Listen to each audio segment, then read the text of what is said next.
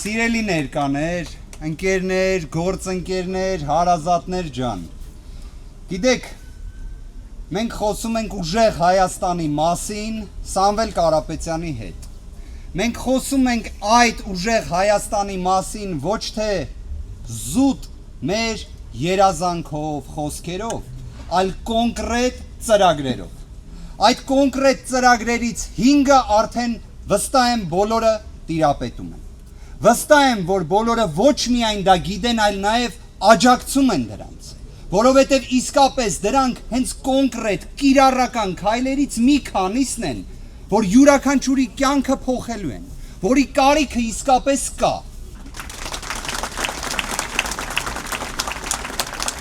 Վերջին երևի թե այս 9 ամիսները, որ փորձենք ամփոփել, շատ աբսուրդային երևույթներ տեսել ենք։ Տեսել ենք սրբազան հայրերի ապօրինի կալանավորված։ Տեսել ենք գրոհ Մայր Աթոռի նկատմամբ։ Տեսել ենք նենց երևույթներ, որ իսկապես չէին կարող պատկերացնել։ Օրինակ, տեսել ենք, որ մեր ձևով կմասնակցենք եկեղեցու պաշտպանությանը արտահայտության համար ազգային բարերար, բոլորի կողմից հարգված, սիրված եւ ոչ միայն Հայաստանում, այլ Հայաստանի Հանրապետությունից դուրս։ Սամվել Կարապետյանը 7 ամսից ավելի հենց կալանավորված է եղել այդ բառերի համար։ Սա է այն աբսուրդը, որը տեսնում ենք։ Հիմա գտնվելով մեկ այլ էլի աբսուրդային իրավիճակում տնային կալանքի պայմաններում մի հատ կարևոր հանգամանք եմ ուզում նշել։ Սամվել Կարապետյանի մոտ չարություն ընդհանրապես չկա։ Մենք տեսնում ենք, որ հենց չարությունն է, որ պառակտել է մեր հասարակությանը, բաժանել է տարբեր խմբերի։ Իսկ մարդասիրությունը, չարություն չունենալը երաշխիքն է մեր համախմբման։ Եվ Սամվել Կարապետյանի մոտ հենց այս աշխարհանկալումը կա։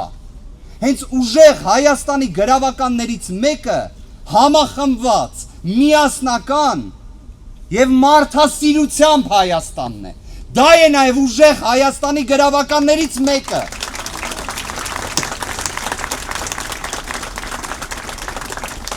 Մի հետաքրքիր բան էլ ասեմ եւ ամփոփեմ։ Ժորժ ջան, պատկերացրեք, երբ գնում ես քրեակատարողական հիմնարկ, այն էլ հայտնի ԱԱՑ-ի պատվալ կոչված մեկուսարանը, որտեղ 7 ամիս գտնվել է Սամվել Կարապետյանը, ու երբ դու չգիտես որպես իրավաբան, որպես փաստաբան, լավ,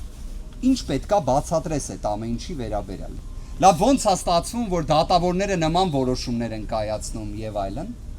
Եվ տեսնում ես մարդու, ում ժպիտը դեմքին է, տրամադրությունը տեղն է եւ չունի որևէ մի ընկճվածություն։ Մենք գործընկերներով, փաստաբաններով գնում էինք Սամվել Կարապետյանի մոտ, ընկճված դուրս էին գալի տրամադրություններս բարձր։